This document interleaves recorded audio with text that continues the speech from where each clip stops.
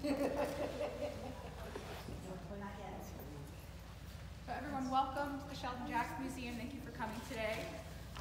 We're so excited to have Chuna McIntyre, our artist in residence, speak. This is his last day. He's going out with a bang. I want to thank the National Geographic Lindblad LEX Fund for funding this artist residency program this year, as well as last year. And also the Friends of Sheldon Jackson Museum. Rosemary Carlton, board president, is in the audience if anyone has any questions about anything at all related to the Friends. And we have a wonderful selection of artifacts that Chuna picked from collection storage. He has been here every single day reviewing every big artifact in the collection and adding to so much of our knowledge, documenting everything here. It's just been an incredible experience. So Chuna is from the village of Eek in southwest Alaska on the Bering Sea coast, and all of his artwork and work is inspired by it. He comes to us with a wealth of experience. He's worked everywhere from the University of Alaska Museum of the North to the John F. Kennedy Performing Arts Center as a dancer, to the Smithsonian, the Metropolitan Museum of Fine Art in New York as a consultation practitioner as he has here. And today he's at the Sheldon Jackson Museum. So I give you Chuna McIntyre.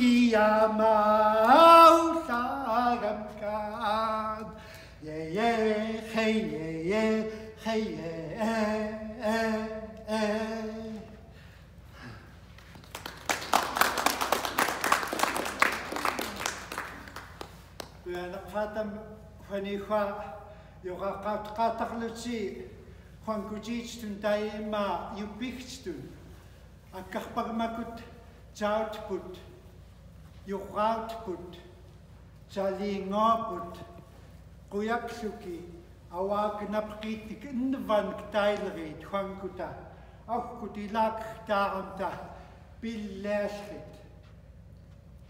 Need I say more?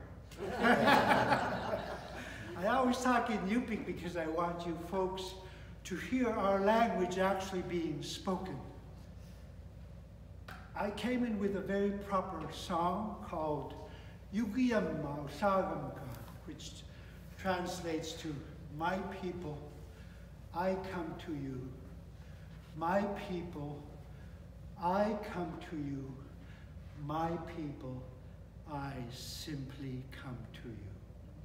From ancient times, people came during ceremonies humbly, with reverence, and all of that, and they would sing songs as such to bind everyone together, the audience and the performers, in mutual respect. And I came in my traditionals. This is a young man's garment, and as long as I have it, I'll always be a young man. I have to take very good care of it. And it's not 60 below zero, I really need to get out of it. So it's very warm.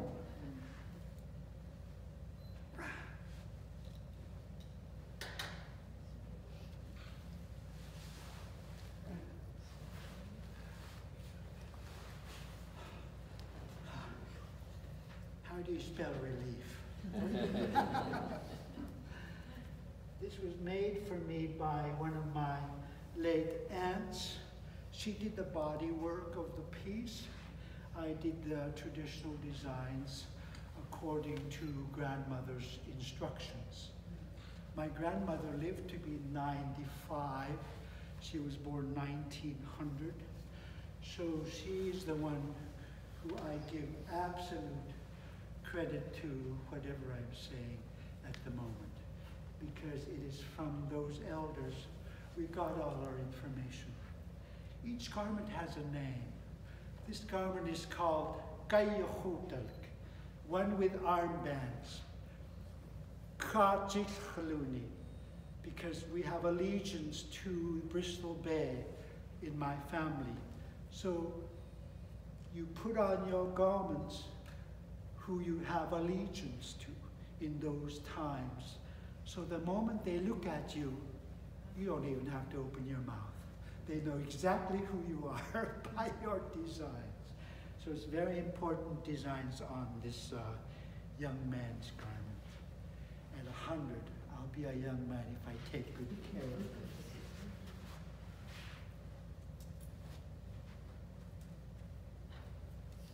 Thank you to the museum here, allowing me to come and present to you and to look at our Yupik materials.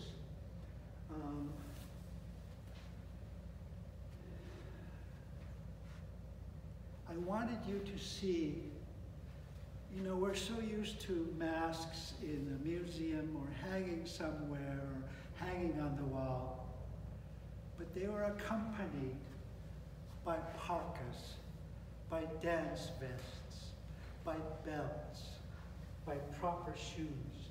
They were all accompanied by that in ceremony.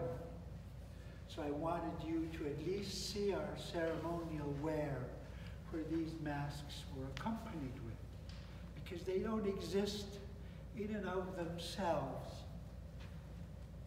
Everything is in concert together. So that's the way we Yupiks do it. I brought a doll today here, by the way. This was made by my late aunt again. This is called a witness doll. We bring dolls into the ceremonial realm. Sometimes you would hang them from the rafters, or we would put them somewhere on the side of the ceremonial house, somewhere on the side where nobody will bother them. But what this doll is doing at this very moment in time is witnessing everything that's happening here, all the proceedings.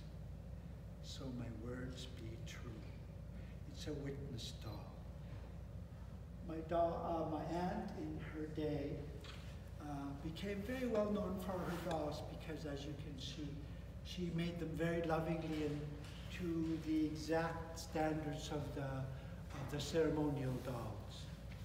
In fact, in her day, in her day, she was commissioned by one of our governors here in our state to create 7 dolls. And it was no easy task for her to make 7 of these. It took quite a long time.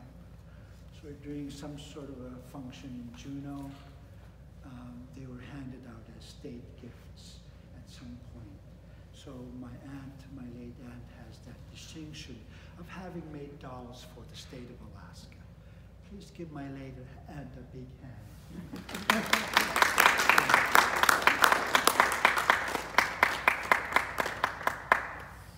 This one is wearing a Kulitok parka. There's one example of it right in that glass case over there where the parkas are in the same style as this doll. We also had a doll festival, which adults brought dolls into the ceremonial realm, into the house. And right in front of their children, the adults played with dolls. The dolls would go packing water, they would chop wood, they would cook. All the mundane things we have to do day in and day out. What that activity was telling the children was that everyday things are very important tasks we must do on a daily basis. That was part of the festival we held. In old Yupik language, we call that Anichiarak, the mothering time. So we're going to put her here so she's going to keep witnessing the whole event.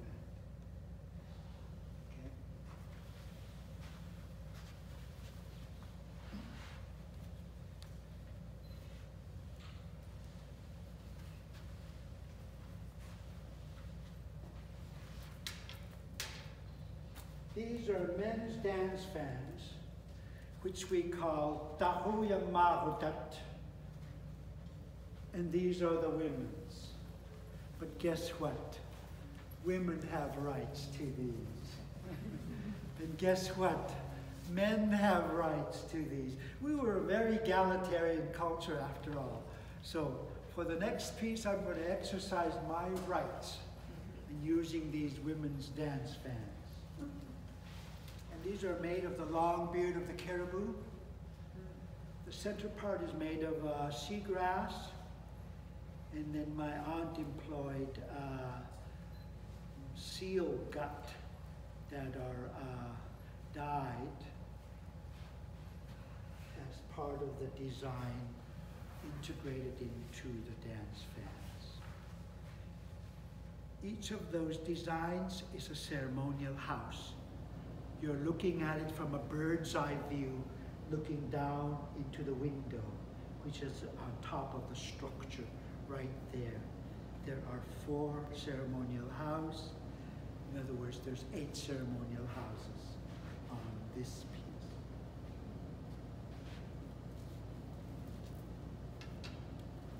Old style men's headdress with feathers and sealskin.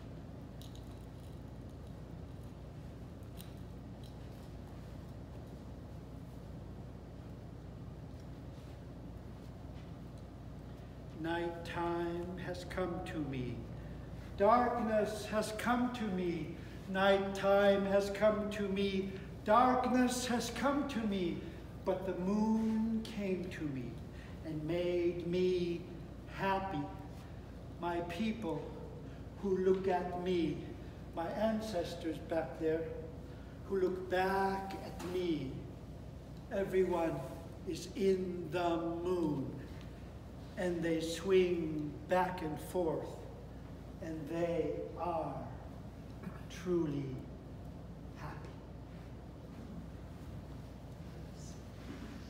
Ladies and gentlemen, this was the first composition ever allowed by the Catholic Church to be performed within the confines of the Catholic sanctuary as a funerary piece. One of our elders, at the death of his son, was compelled to have this song performed for his beloved son. At his own passing, we danced this for him as well. It is a public piece, therefore I'm showing it to you today.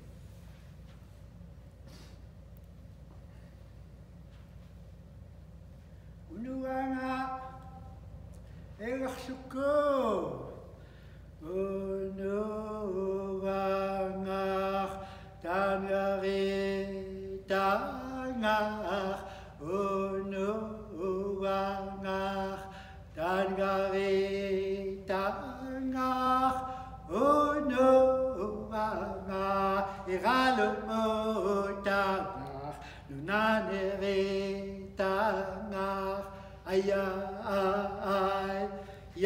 ay, unuangach, tangare, tangach, unuangach, tangare, tangach, unuangach, iralomo, tangach, nunanere, tangach, ay,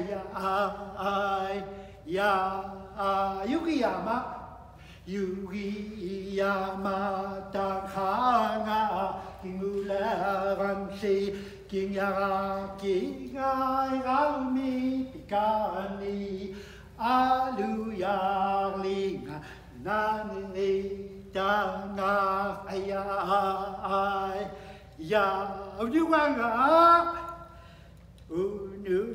Unugangach, tangaritangach, unugangach, tangaritangach, unugangach, iralutangach, naneritangach, ayay, ya, bitkajoga, ha, ha, haingla, ha, ha, menna, ha, ha, ga, ha.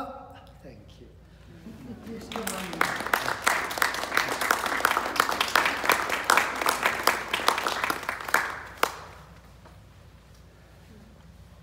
Well, you can see how we approach dance in Yupik. It's very deliberate. The motions to tell our stories to each other and to the ancestors. It is our belief that they're always with us, and we are always within their reach. So if we need help from them, they're there for us. The materials that are on the table are the Yupik materials collected all the way from 1890s, the latter part of 1890s, and on. Our ceremonial wear. It was incredible even to run into pottery from my home area, right on our river. Very few pots survived because of the cold, freeze and thaw. They just crumble away into dust. But this one was collected, of course, and there is that example of our ancient pottery. In ancient language of our forebears, pottery is called kiku. That's how we call our pottery, kiku. So that's our ancient kiku right there. Also, we help to identify this piece. For over 100 years, people have been wondering, what on earth is this? In Yupik, we call this weave kwak, the rounded one. It's because the hood, the hat is made in a circular fashion. And it was made of Arctic squirrel and wolf and wolverine and all of that. But guess what? All the fur had been eaten away. But guess what?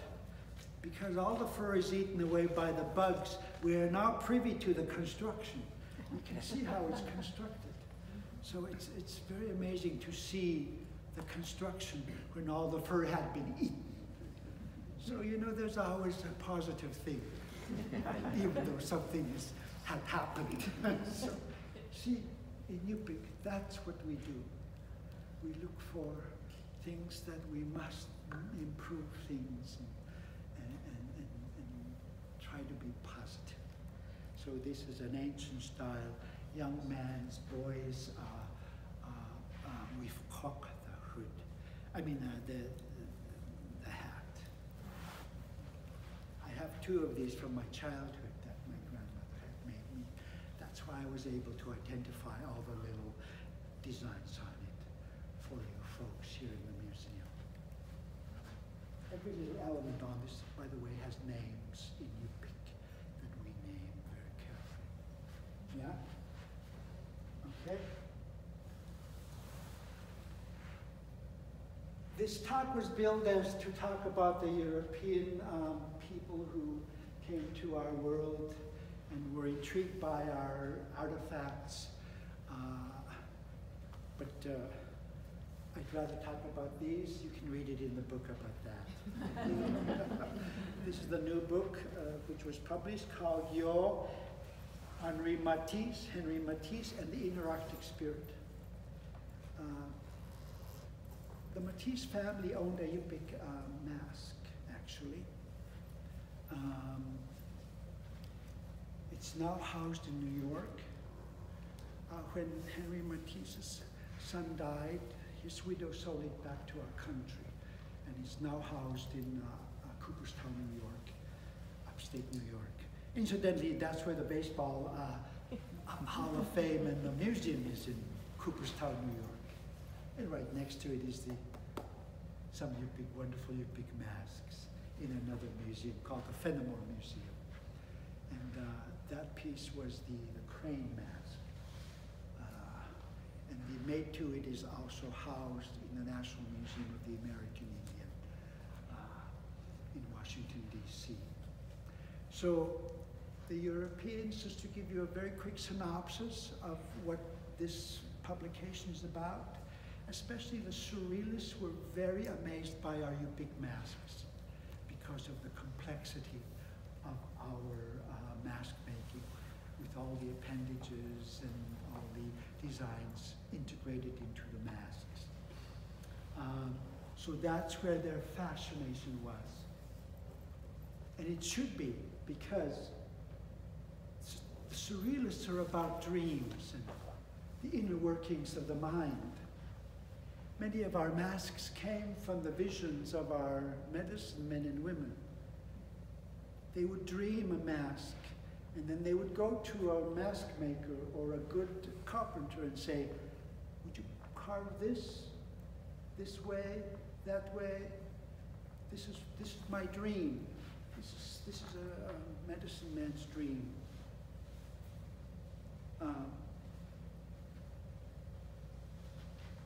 Each village had a very good carver, so people would know who to go to have something carved properly for them. Each village had those folks who would know how to put this together without even so much instruction. Because, by the way, we've been around in Alaska for 30 centuries. Over time, there's a blueprint in our heads of what we make. It's in there. We carry our blueprints with us everywhere I go. I carry my blueprints with me, my Yupik blueprints with me everywhere I go. So people knew how to put things together from the blueprints in here. So there.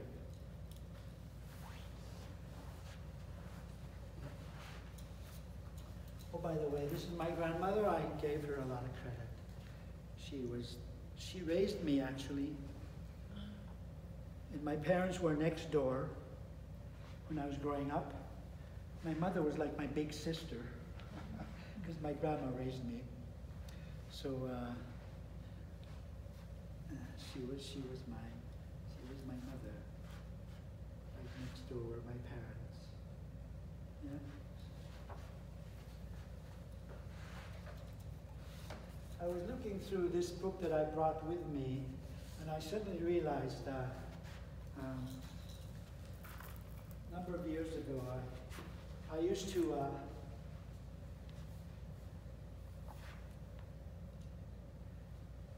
work with Holland America as an artist in residence, which was organized out of Anchorage through the New Heritage Center. So they sent me on a few trips with Holland America. On one of my first trips, early in the morning, the captain said, "We're passing Kayak Island." Kayak Island was the first island sighted by Vitus Bering on his voyage to our country. So I ran out, and there it was. And I didn't realize, I forgot I wrote this afterwards. And if you will, I would like to read you what I said. This island history of time. Today, for the first time, I saw Kayak Island. The fabled island that the Russian explorer Vitus Bering landed when he voyaged to Alaska in 1741. Suddenly, I was face to face with our own history of change. A change of profound nature, far-reaching for our native people of this state. I found myself being quite inwardly emotional. I felt like crying and laughing at the same time. I even told someone that this island that we were looking at had important, profound implications in and on our history. I did not elaborate to the person as to what I said, but elaborated inwardly to myself. I was mesmerized and amazed at the very island that ushered in the new people who came to our quiet world. I tried to imagine what they thought or found in themselves as they landed for the first time on our shores. Suddenly, I was there, 259 years later, looking straight at the same island, this island of history time, that which we call Ayak in our language. I wanted to shout to everyone, to all of the 1,200 passengers of the Holland America line. I wanted them to know the immense sense of history that they all seem to be casually looking at. And I wanted all these people from many nations to feel what I was feeling, that the first contact was in my very blood and deep within my feelings of who I really am, a Central Yupik person, an Alaskan native, a participant in our history. I wanted them and all of you here this morning to know that we all are still here. June 23, 2000, on board Holland America Line.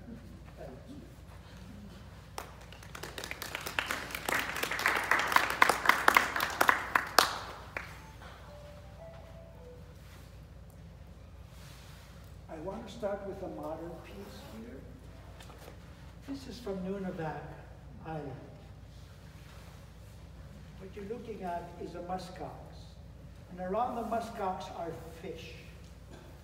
What is a mask telling us?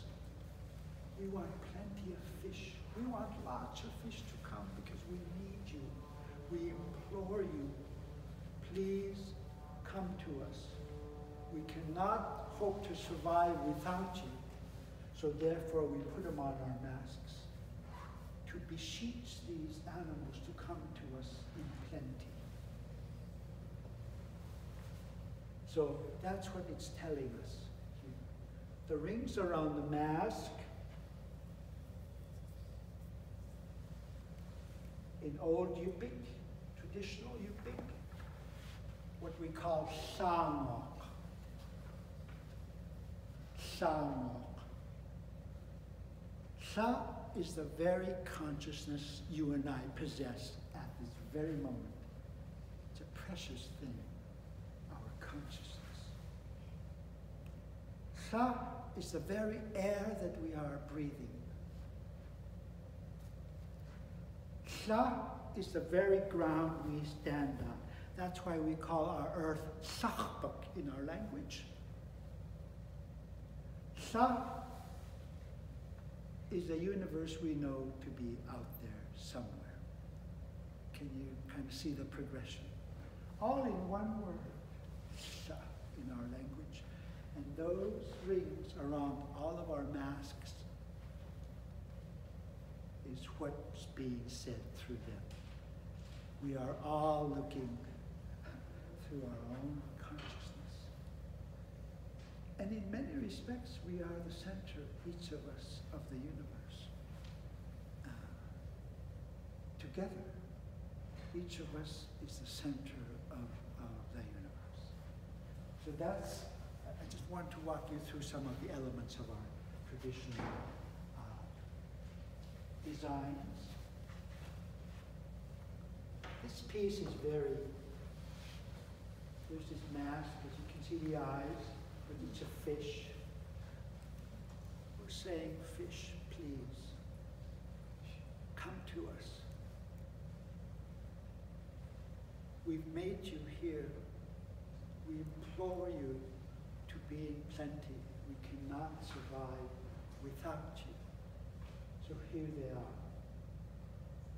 It's missing plumes. 1, 2, 3, with the Trinity. 4 feathers, it's missing.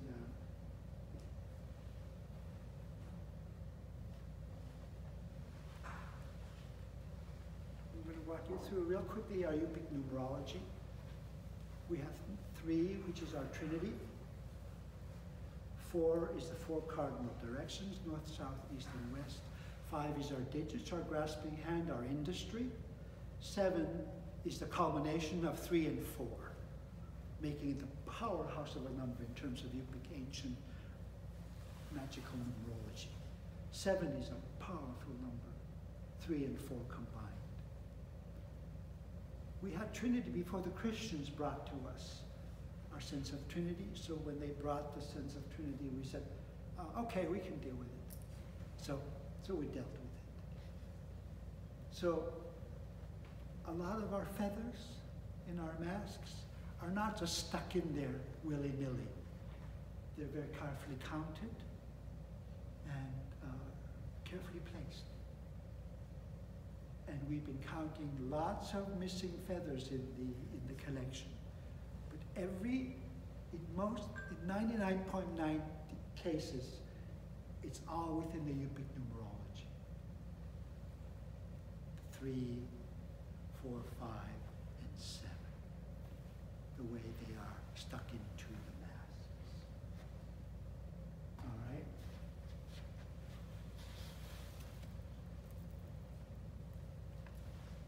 So the new people came with new, wonderful, interesting concepts. And one was the notion of reading and writing. So immediately our chroniclers, our visionaries, our dancers, our people who carry on the sense of history created this next song. It's called Reading the Big Book. I open the big book. I read the pages of this big book. Here's this teacher sitting next to me. So I'm going to continue to read the big book. I walk around on the tundra. I pick my berries. But there's this teacher sitting here. So I continue to read the big book.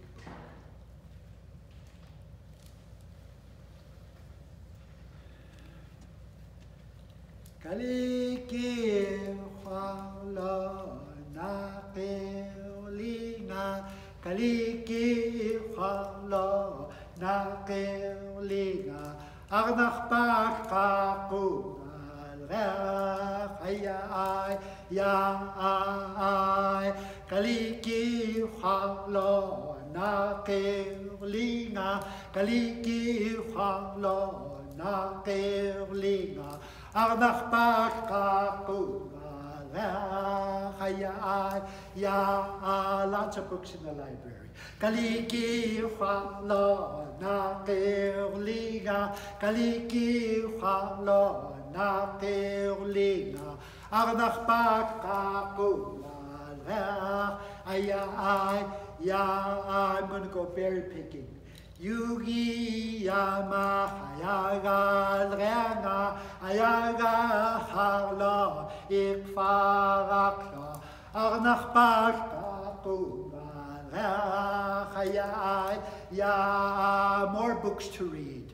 Kaliki harla na keolinga, kaliki harla na keolinga, arnach pakakuna rachayai ya.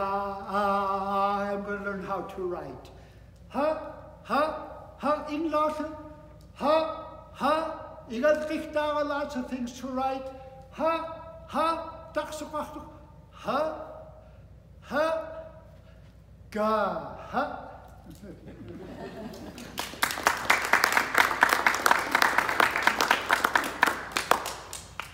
These are little dance fans made in the form of a little seal.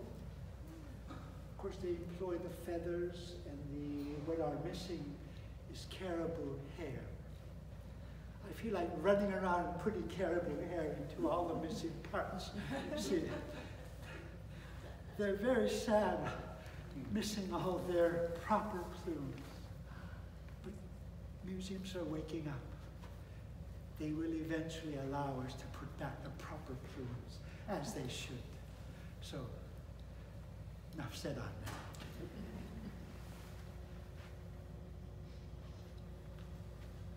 These are from our river, from my river. Again, caribou hair, bird quills, and bird down.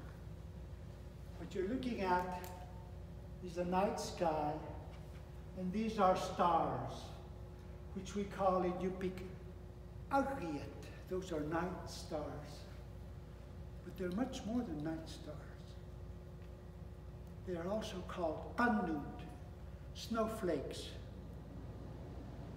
There's a third term associated with these.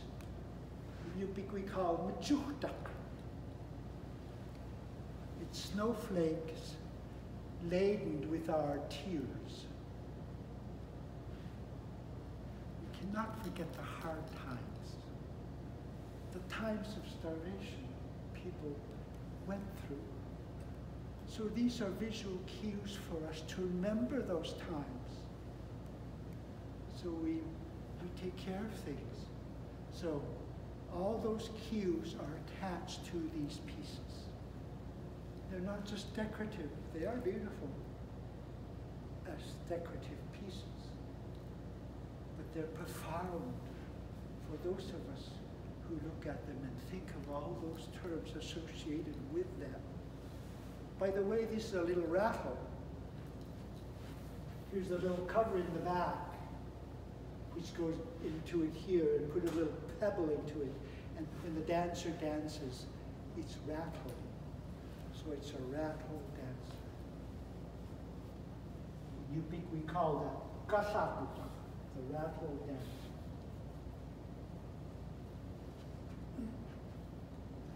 This is the belt for the women, made of caribou teeth.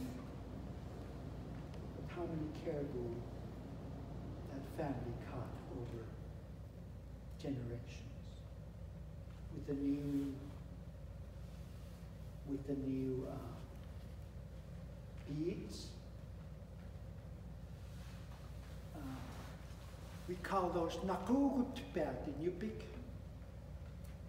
Real, absolute, all of the above belt, and every other belt won't do, because that's the real one. And we men have these belts with sealskin and with a wolf tails. Each family had certain animals attached to them, birds, foxes. My family just happened to have a wolf as our part of our helping spirits, if you will. So we wear these for part of our. What it's doing is giving me stamina to dance.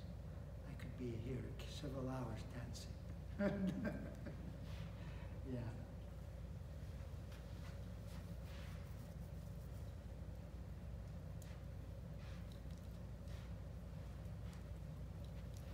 I'm dancing for you.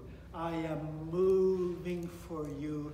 I am dancing for you. I am moving for you.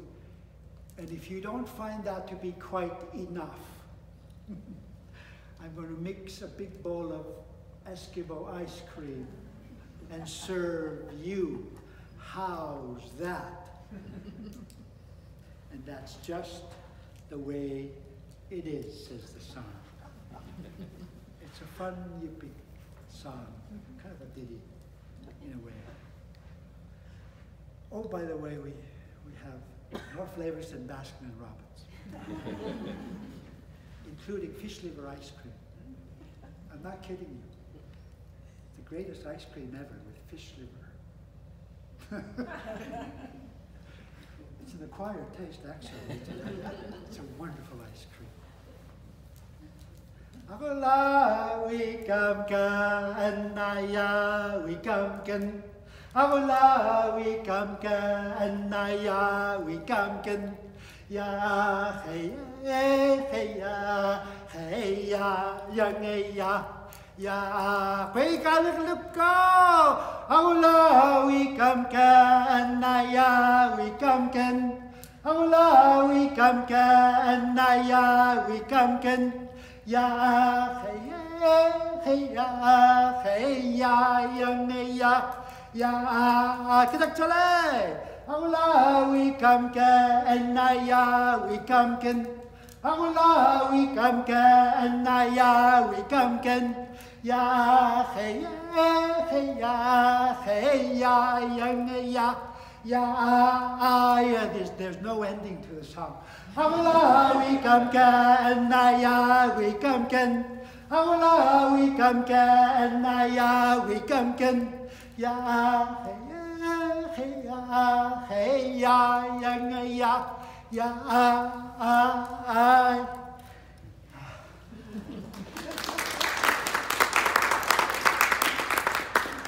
You know, that's traditional aerobics. Keeps you fit. I want to talk about this piece here in the back.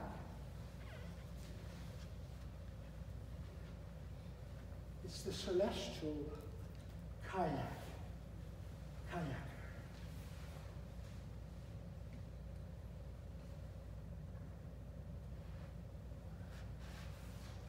Kayak is in a form of balloon. It is traveling through space and time. But then there is no time in Yupik. There is no time. It's right this moment. It's traveling through space, leaving a wake in the universe. And you see the plumes and the stars accompanying the celestial kayaker as it goes through our Yupik cosmos. And the little figure in the back is the little spirit helper. It's the walrus, what we call Yoa, the human element of the walrus, who is helping this kayaker navigate the celestial space. Yeah? Yeah. It's an incredible piece. Chuna, Yes, can I ask a question about that? That's not a mask, right? it is a mask. It is a mask, okay. So Amazing- would it have been this amazingly, way? it is a or this mask. way? It can hang from the rafters and the dancers dance behind it. Yeah. We'll have a Q&A in the end also. So,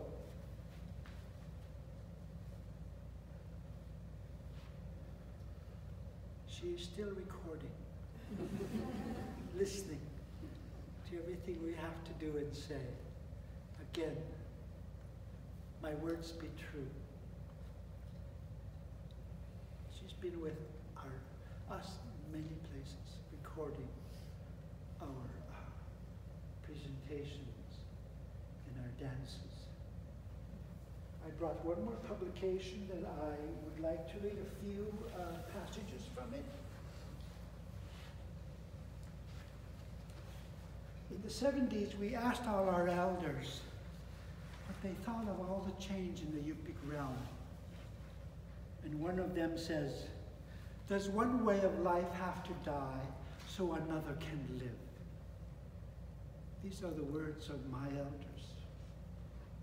These are hard questions sometimes we have to ask.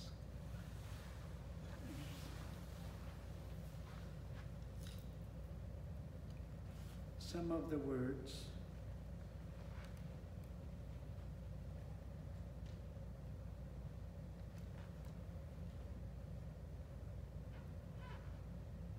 thousands of years before Christ was born, we were living with the sea,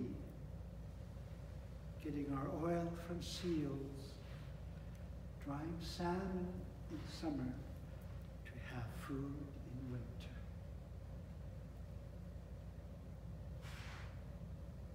We do not care to change the world. We just want to bend the course of history enough to allow life to continue in our region. These are the words of my elders.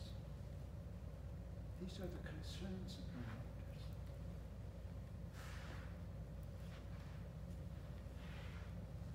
It is our conviction that the Yupik way of life can be saved, and only our young can save it. We do not dislike Western civilization or white man.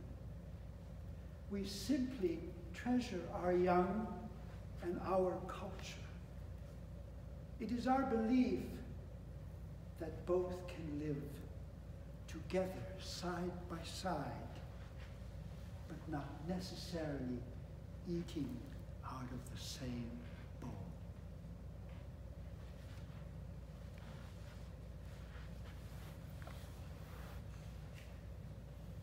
You know, I was sent off to the East to get educated as a young student. But by then I had lived a lifetime with my grandmother in many respects. And this next quote has always been very poignant for me and for our young people. And it's a hard one to ponder. The elders said, when they come back educated, they are no longer the same children that we once saw leave for school. Some of them are strangers to their own people, but much worse, they are strangers to themselves. So we take lessons from the hard words that our elders said to us. So when it was published, we began to realize the gravity of keeping this alive. The collections in museums and the words of our elders and the things that are important for us. Museums or caretakers are civilization's best. You are equipped, you know, here, climate control, make sure that they're taken care of properly, you conserve them and fix them if they need to. In fact, I was privileged to fix this belt on this trip. Some of the beads the string had broken, and so I repaired it for this museum. That's a privilege for me, to have handled and fixed this piece, this very piece. So we need to be cognizant of those things within the museum culture, that those of us who prize these pieces must have access. And we all know access is everything in terms of these.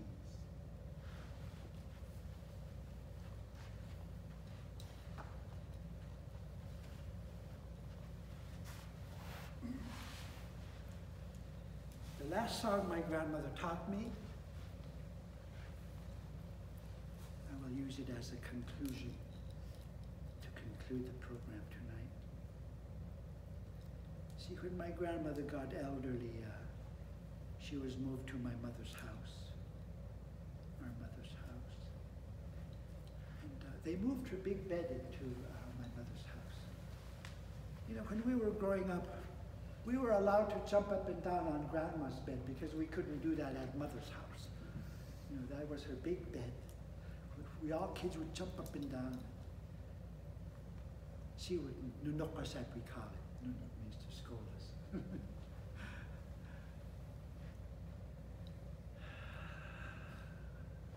one morning I used to serve her coffee every morning. By the way, Grandma drank a whole carafe every morning. She literally did a whole carafe of coffee. And I'm going to do that until I'm 95 myself. I heard her singing in the room. So I went next to the room, looked in, there she was on her bed, her eyes closed, singing away. So I sat next to her bed. You know, I thought I knew all my grandma's songs because I learned them all. But this one was a new one, which I'd never heard before. When she got done, I said, Grandma, I never heard you sing that before. How come? She said, well, she suddenly remembered it from when she was a little girl. Her mother took her to a great feast, which we call Galukak in our region. And the song was one of the songs which was part of the feast. It's a song of thanksgiving. Thank you for my labrettes. See, when we grow up, in the old days, we received labrettes as ivory or whatever. Thank you, for I see into the distance. For my nose septum decoration. In the old days, we used to pierce the septum of our nose and dangle semi-precious stones or beads or whatever as decorations. And all my beautiful necklaces, says the song.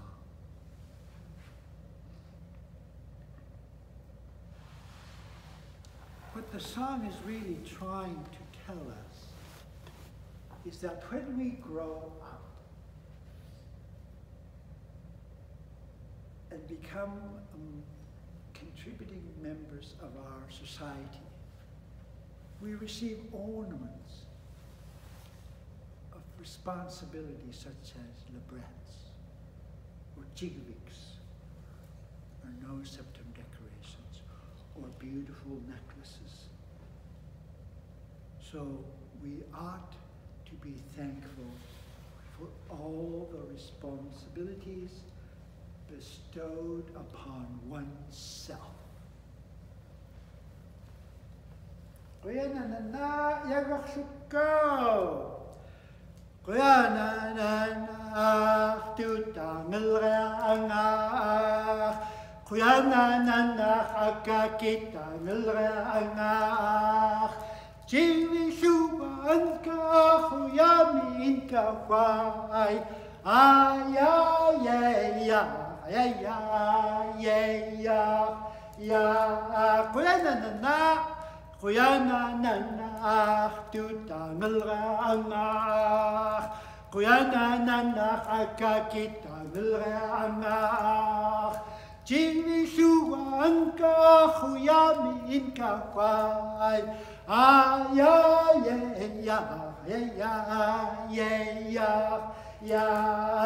again, there's no ending. Kuya na tutangel reanga. Kuya na akakitangel reanga. Jiwi suwan ka huyamin ka wai.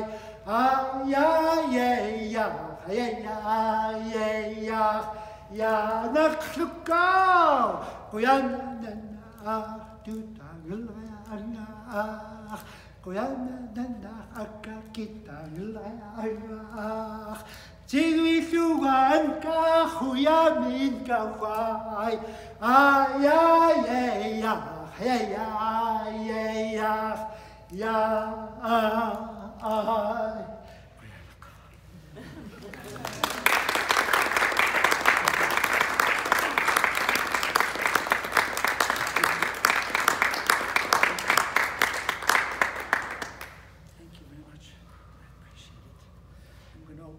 A little bit for question and answers. But again, all questions are reasonable. Yes? I'm sorry to be the first one No to problem. go, but Chuna, you've been studying the collection so intensively for a few weeks now, and you've studied collections all over the world, in New Zealand, in Hawaii, in Greenland, in New York City, in Washington, D.C., in other places in Alaska. You've commented several times that you've come across things that you have not seen anywhere else. Not all, but a lot of that was in collection storage. Would you like to share with any of the folks here some of the things that you saw that were most profound for you and unique? Unique pieces are part of the work of our traditional people because of the artistry that we have had for centuries. I did tell you about the blueprints, the base of how we create things. But above and beyond the blueprints, artists in any culture can innovate and create seemingly new things, but using old forms. But at the same time, you know, the messages are the same. One of the tableaus we looked at today, a model of a qazgi, of a ceremonial house, was very astounding to me. The figures were painted, their heads and faces were painted with white clay. And I suddenly, and I'd never seen that before in any of the models that I've looked at, I suddenly realized, wow, this is a special dance. They painted their face completely with white clay, and they would take soot, outline their features. This is what Grandma described, that particular dance. And they would crush cranberries and touch it to their lips to get a bit of the red from the cranberries. And this special dance was reserved and danced for the moon. It was done during autumn, which now corresponds with Halloween, incidentally. And in Yupik, our Halloween is called Kahitak. By the way, our Halloween lasted 5 days in the old days. And people dressed up. So when modern Halloween was brought to us, we said, okay, we can deal with it. It was very similar to us, the same type of deal. Gifts were given and food was exchanged. And people dressed up and as such.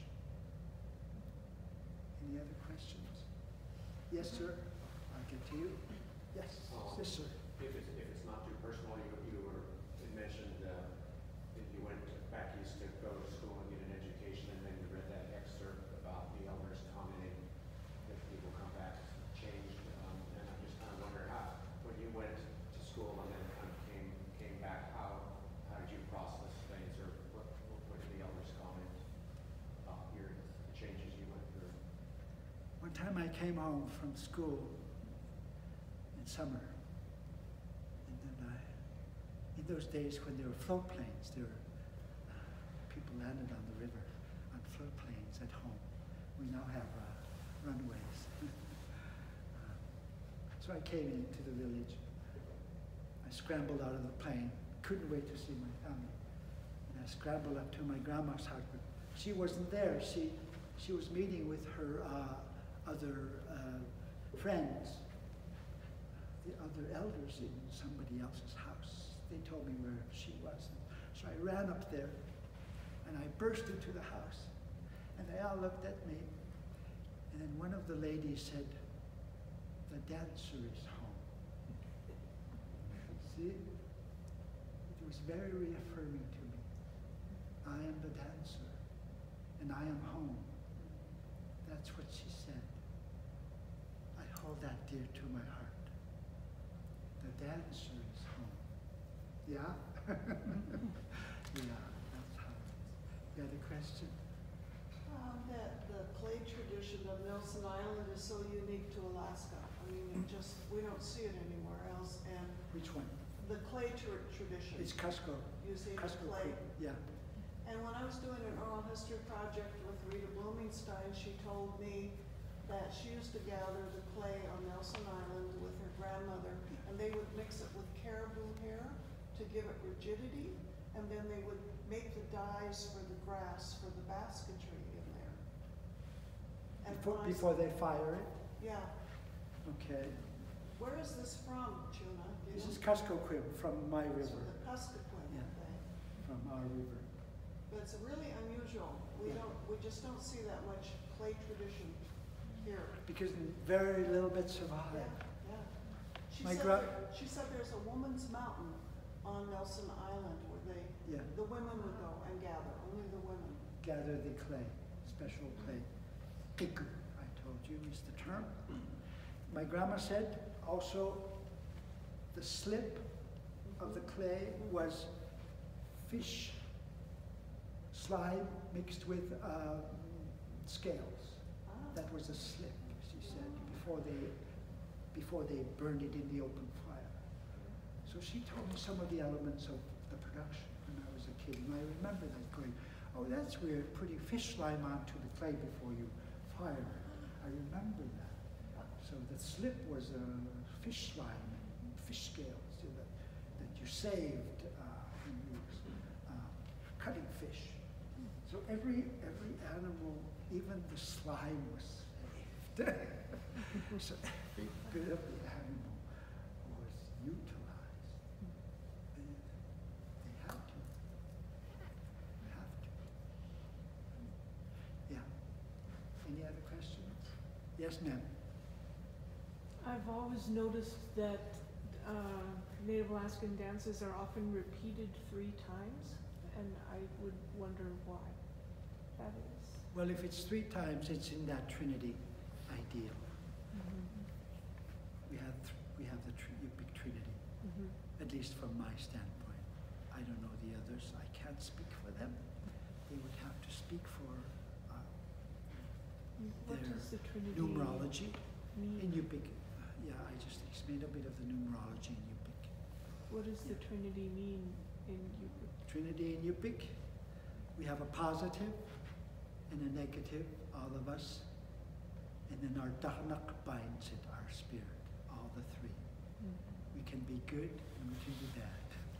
And then there's a dahnak that binds us together. That's our Trinity. Yeah? Thank you. Yep. If you, hopefully you'll come back to the Sheldon Jackson Museum. So Okay. what is on the list to repair next? What are we going to fix? Other than all of the feathers and the plumes. I want to run around and put all the feathers, all the masks, all the missing feathers. Yeah. But one step at a time. We'll start with the stars. I want to put the stars back into the masks because they loom large in the masks. Many of them, almost in all the cases, occur in three stars. So that would be important to put back the stars on our masks, and they'll wake up. I guarantee you that. Thank you, ladies and gentlemen. Thank you. Did you have a question? I just wanted to say thank you, Chuna. Oh, thank you. I've never been this close to you when you were performing. I've seen you perform in Anchorage many times, and I realized how grateful I am of your influence on the Cognac and the Aleutian people, because you got them dancing. Oh, you know what happened? I want to tell you the little story. Okay, thank you. They took our troupe, our small troupe, to Kodiak. It was years ago, when many of the elders were alive, those who spoke Aleutian down there, some of the old elders. So I sat down and I said, okay. So I took a big piece of paper and I wrote down on one side of it all our Yupik terms in dance. And I asked the elders, how do you say this? And they would say it and they'd write it down. And you know something? They were like this.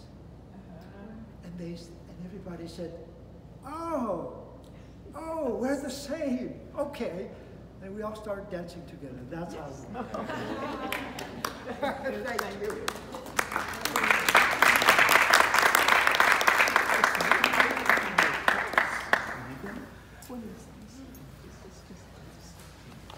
Thanks for coming.